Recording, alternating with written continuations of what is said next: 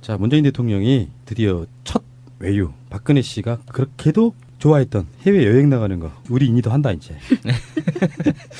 실제로 박근혜 씨는요 2가지를 노렸어요. 외교를 할 때 지지율이 떨어질만 하면 외교를 하면서 언론들이 막 빨아주죠. 네. 뭐 몇 조 효과를 거둔 외교를 하고 돌아왔다 빨아주고 실제로 알고 보면 아무것도 아니었고 그게 계속 반복됐어요. 예. 그리고 나면 지지율이 올라요. 외유 효과로 인해서. 근데 문재인 대통령이 지금 다른 사람도 아니고 모르죠. 이 사람도 탄핵당할지 모르겠지만 미국 대통령 트럼프의 초청으로. 초청이라는 게 네, 중요하죠. 그게 중요하죠. 예, 예. 이따가 다시 이야기할게요. 그 부분은. 그래서 6월 28일부터 7월 1일까지 미국을 방문한다 이겁니다. 3박 5일 동안 우리 인이를 보지 못해. 그 트위터에도 그 이야기 있더라고요. 5일 동안 인이 못 보는 거냐? 벌써 금단진상. 이렇게. 외신을 열심히 뒤지면 나올 겁니다. 마차님, 외교에 있어서 초청하는 것과 안 하는 것은 얼마나 다릅니까? 그 방문에는 한 5가지 정도로 나눌 수가 있는데 국빈 방문, 공식 방문, 실무 방문, 비공식 방문, 그리고 사적인 방문이 있어요. 근데 지금같이 국빈 방문, 트럼프가 초청을 한 경우에는 나라의 손님으로 가는 거기 때문에 최고 예우를 해주고요. 저희가 봤던 뭐 의장대 나오고 의전하고 네. 이런 것들을 다 해주는 거고 접대는 물론 그 나라, 초청한 나라에서 전액 부담을 하게 됩니다. 아, 이런 경우에 국빈이라고 부르는 거예요. 네. 예, 초청을 해서 가는 경우에. 네. 근데 그것과 비교를 해볼 수가 있는 게 2013년에 한미 동맹 60주년에 미국 국빈 방문이라고 해서 박근혜가 간 적이 있었어요. 네. 근데 당시에서는 미국에서 의장단은커녕 아무도 안 나왔었거든요. 전부 다 우리나라 정부 관계자들만 나왔을 때 박근혜가 비행기에서 나오면서 이렇게 손을 흔드는 장면이 있어요. 근데 미국 사람은 아무도 없고 우리나라 사람들한테만 했었던. 그런데 언론에서는 전부 국빈이라고 썼기 때문에 이거 굉장히 그때 막 말이 많았었죠. 국빈이 아닌데 국빈인 척했다. 그런데 공식 방문은 많이들 들어보셨잖아요. 이때는 초청은 아닌데 서로 일정을 조율해서 합의된 방문이지만 의전이나 격식이 좀 더 간소화된 것. 이때는 이제 공식 방문이고 이때는 가는 사람이 돈을 내는 거고요. 그런 사람. 네, 그게 중요하죠. 돈을 누가 내느냐. 네. 뭐 이 정도 나머지는 네. 그렇게 맞아요. 네. 사적인 방문을 알 필요도 없고. 네. 대통령이 사적으로 외국 나가는 일은 없을 거예요. 임기 기간 동안에. 예. 너무 바빠. 우리가 모르게 나갔다 왔을 수도 있어. 월차 쓰고요. 그렇죠. 그래서 이 정상회담이 사실은 문재인 정부에 있어서 가장 중요한 외교의 시작이에요. 지금 이 의제가 문재인 정권이 들어서서 해결해야 될 가장 시급한 외교 문제가 북핵 문제거든요. 예. 정우영 국가안보실장이 지금 원래는 이제 외교부 장관이 있거나 그러면 뭐 외교부 장관이 그걸 전담하는 건 아니지만 외교부 장관이 없는 상태 공식적으로 윤병세한테는 뭘 맡길 수 없는 거잖아요. 그러니까 정우영 안보실장이 미국 가고 그러면서 이렇게 항상 이런 국가적 회담에는 의제를 조율합니다. 무슨 이야기를 할 것인가를 서로 정해놓고 예. 서로 간에 어떤 전략을 짜서 같이 만나서 얘기를 하는 거거든요. 그 의제가 지금 뭐냐면은 한미 동맹을 한층 더 발전시키기 위한 협력 방향, 북핵 문제의 근원적 해결을 위한 공동의 방안, 한반도 평화 실현, 실질 경제 협력 및 글로벌 협력 심화. 너무 뻔해 보이지만 이거 굉장히 중요하거든요. 제목만 들어도 잠 오는 내용인 것 같지만 실제로 여기서는 가장 중요한 게 북핵을 중심으로 다 만들어진 의제라고 저는 봅니다. 그렇죠. 예. 그러니까 북핵을 어떻게 푸느냐인데 애매할 수 있고 좀 곤란할 수 있고 뭔가 좀 뻘쭘할 수 있는 것들은 양쪽이 다 뺐어요. 그게 사드인데 트럼프 입장에서도 문재인 대통령을 후보 시절에 결정적으로 도왔던 것 중에 하나가 트럼프의 1억 달러 이 발언이었단 말이에요. 사드. 사드 1억 달러 네. 이 발언이 급격히 우호적이던 분위기가 사그라드는 계기가 됐단 예. 말이에요. 그러니까 트럼프 입장에서도 지금 문재인 정부가 저렇게 하고 있다는데 거기에 대해서 사드를 노골적으로 꺼내면 우리나라 국민들의 민심도 중요한 거지 않습니까? 예. 그러니까 당장은 꺼내고 싶은 생각이 없는 거예요. 면전에서는. 우회적으로 압박은 할 수 있어도 그런 것 같고 문재인 대통령 입장에서는 이미 못을 박아놓은 거예요. 그래서 트럼프를 만나기 전에 한국의 절차적 민주주의와 미국이 가장 중요하게 생각하는 것 중에 하나가 사실은 자기 나라에서는 환경 평가 같은 거잖아요. 근데 그거를 미국에서는 우리나라가 자기들 종속된 나라로 보니까 거기에 대해서 환경 영향 평가 같은 건 별로 안 중요하게 어차피 그 나라의 문제지 자기 나라의 문제가 아닌 거잖아요.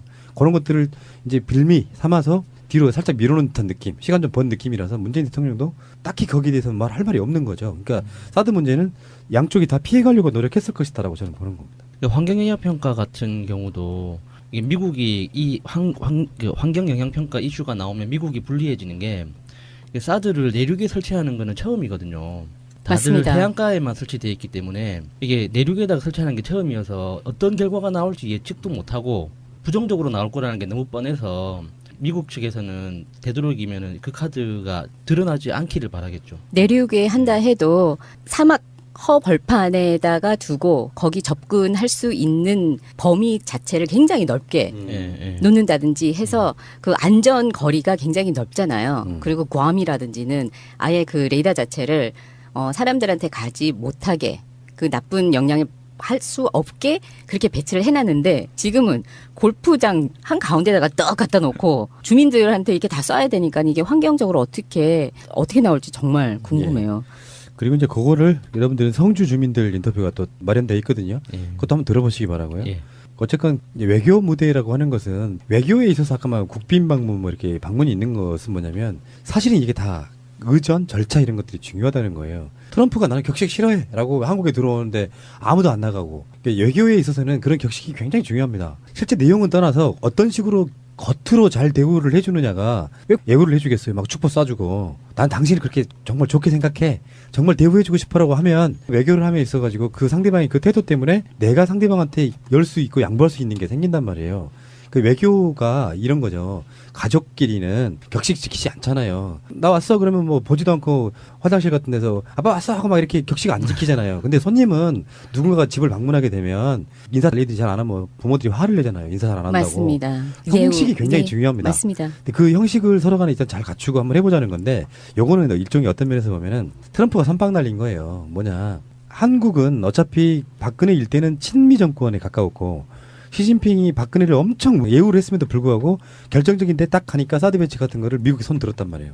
지금 중국에서는 정권이 바뀌었기 때문에 문재인 대통령에게 일방적으로 친미하지 마라고 계속해서 지금 날리고 있는 거거든요. 트럼프 입장에서는 사실 일본한테 뭔가를 좀 맡겨봤더니 하는 짓들이 워낙 적이 많아가지고 힘든 거예요. 말하자면 그게 국제적 관계에 있어가지고 위안법의 같은 걸 쉽게 해줬던 이유도 우리가 그냥 유추를 해보면 미국의 압력에 의해서 예. 일본에게 면죄부를 막 줘야 예. 일본이 국제사회에서 자기 역할을 대신해 줄 수 있잖아요. 근데 일본 자체를 못 믿겠는 거예요.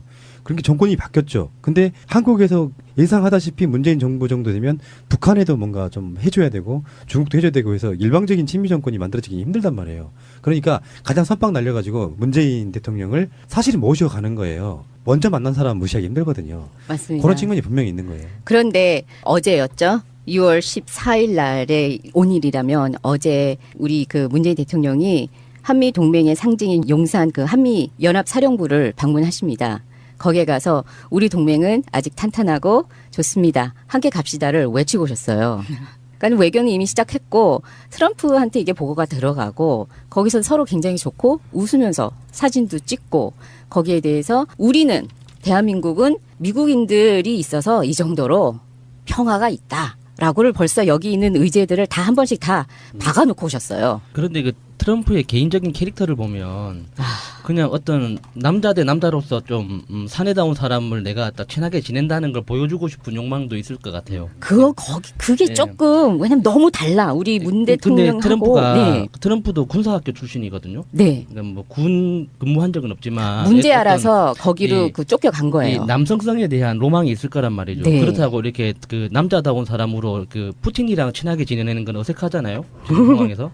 그러니까 그 특수부대 출신인 문재인 대통령을 딱 찍어서 나 이런 남자다운 사람이라는 거 보여주는 자기애를 폭발하는. 우리 여수님 국회에서 일한 거 맞아요?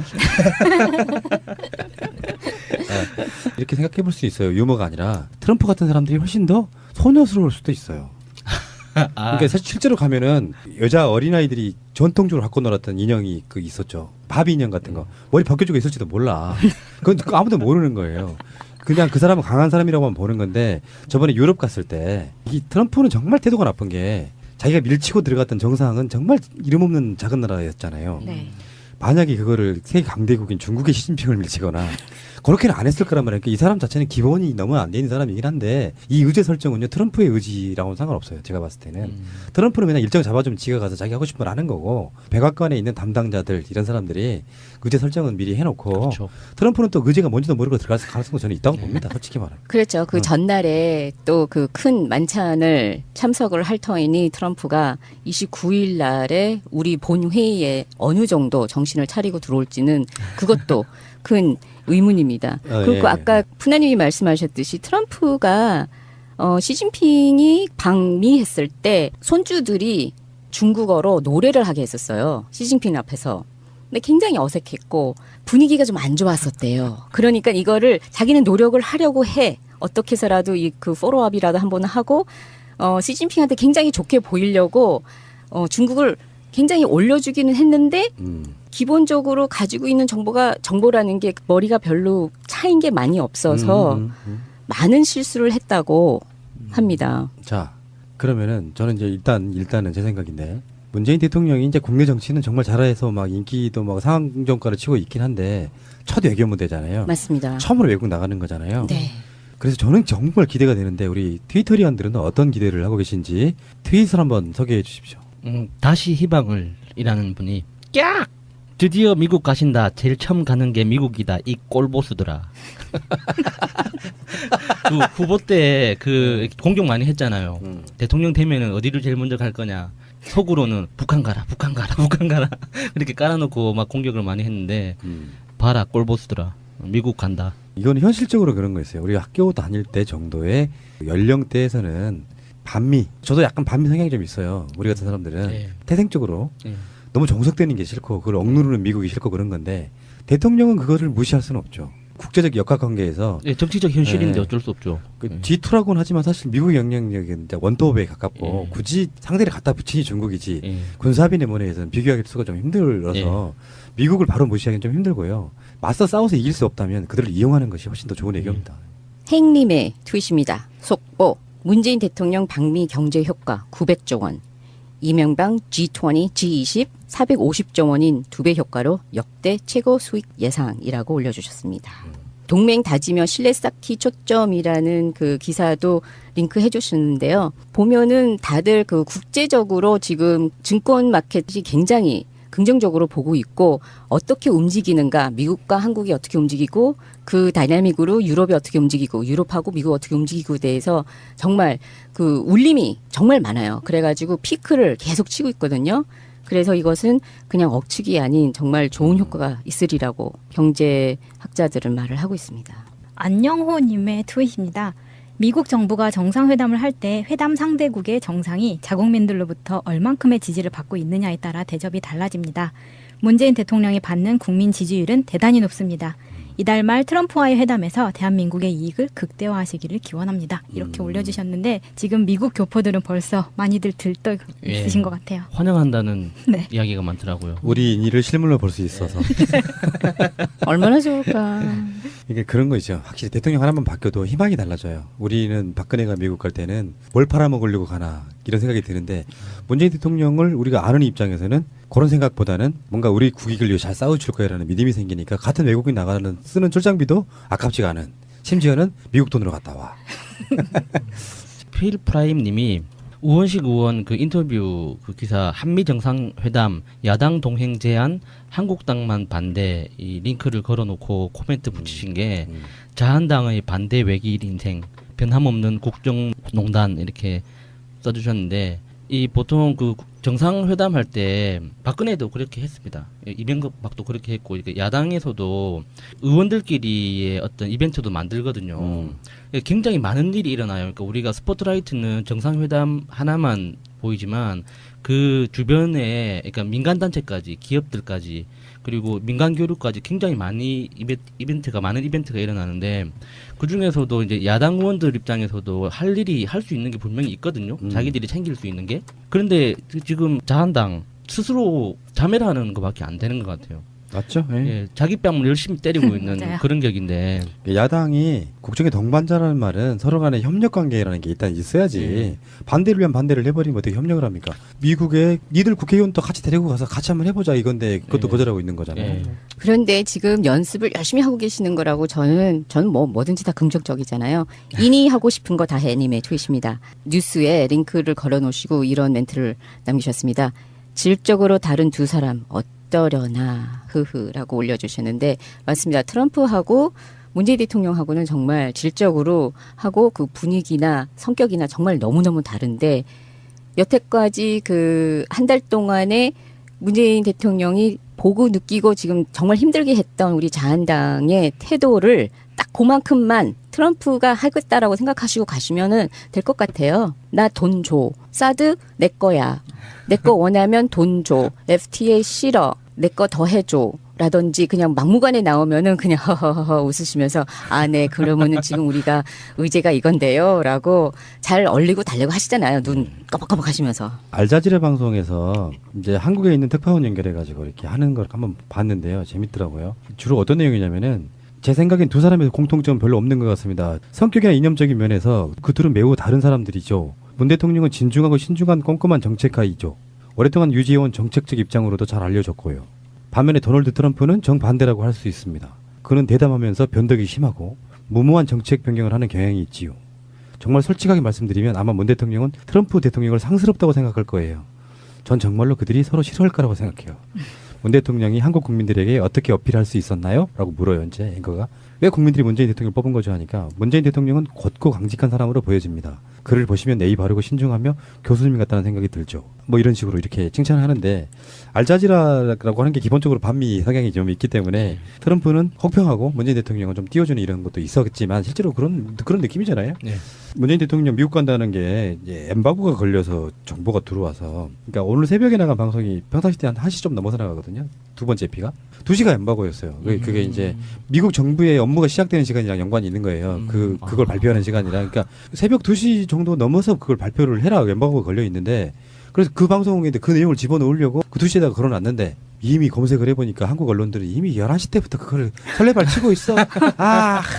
그런 예의는 좀 지켜줬으면 그러니까. 좋겠어요. 정말. 그게 외교란 말이에요. 네, 한국 시간에서의 엠바고는 그런 의미가 좀 있죠. 그러니까 미국하고도 똑같은 시간대에 발표가 돼야 서로 간에 이렇게 격이 맞는 건데 그렇죠. 한국만 설레발 치고 있어 지금. 예. 그렇게 하지 말자는 건데 언론도 맞습니다. 참- 아, 정말. 알겠습니다. 자, 문재인, 미국, 트럼프 이런 내용이었습니다. 트럼프는 지금 잘생긴 대통령 국가원수 몇 위 안에 드나요? 10주년에 미국 국빈 방문이라고 해서 박근혜가 간 적이 있었어요. 예. 근데 당시에서는 미국에서 의장단은커녕 아무도 안 나왔었거든요. 전부 다 우리나라 정부 관계자들만 나왔을 때 박근혜가 비행기에서 나오면서 이렇게 손을 흔드는 장면이 있어요.